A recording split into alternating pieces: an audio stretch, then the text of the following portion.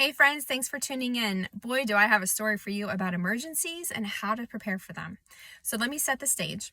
In April 2020, which was a month into the whole COVID shutdown, working from home, kids schooling from home, all that craziness, we had 3 emergencies happening at one time. We had 2 home emergencies and a car emergency. And guess what? Here we are 6 years later, April 2026, and I have again 3 emergencies. 2 home emergencies and 1 car. I'm not liking this trend, by the way. So one of the emergencies in both situations was a leaky pipe. So on April 1st of 2026, I'm at the store shopping with the kids for shoes, and my husband sends me this text message saying, "I'm so glad I went to the basement. We have a leaky pipe." And I'm like, what? I was really hoping it was an April Fool's joke, and it wasn't.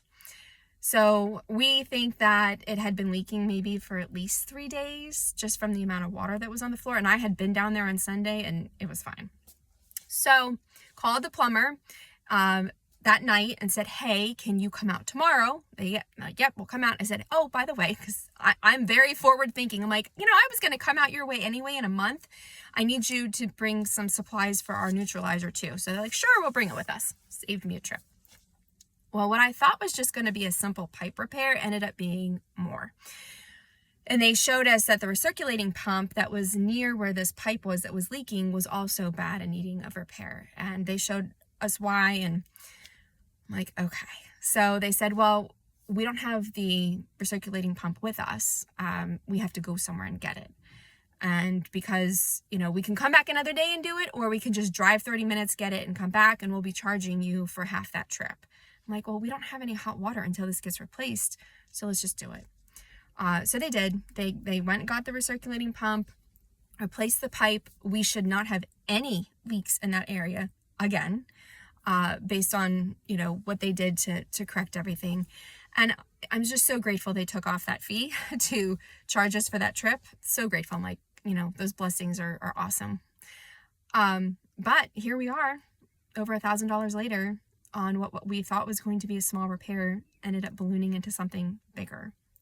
And I share this because emergencies happen. We just don't know when they're going to happen. We don't know what is going to be the emergency. And this whole experience has us having conversations about, what does our pre-travel checklist look like? If it's possible that we had a leak there, what would it look like if we had a leak somewhere else in the house, like behind a wall? It would have to leak for so much longer before we would even notice it, or maybe even hear it. So we had talked to the plumber, and we decided, moving forward, anytime that we leave for more than a weekend, we are going to turn off the breaker to the well pump, because we're in well water. We're going to turn off the breaker to the water heater. We're going to turn off the water in the basement, and we're going to run everything to make sure the pipes are empty, because water damage is the number 1 claim for homeowners insurance. And if this is what we have to do for peace of mind, then we're going to do it. The other thing we're talking about is, of course, we have our emergency fund. We use that to help pay for this. And, we'll be using it again for the other couple emergencies that we're dealing with. And our priority is to replenish them, because that's what we do. When we use that emergency fund, priority number 1 is replacing that money that we use.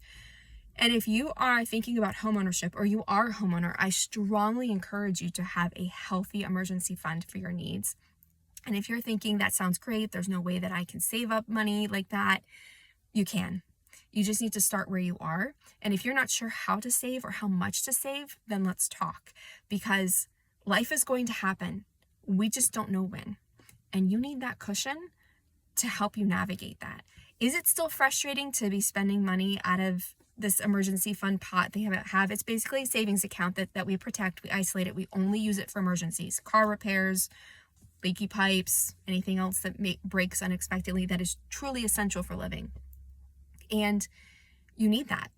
And it's so much better to be pulling that money out of a savings account than putting that bill on a credit card and having interest accrue and then that payment balloon.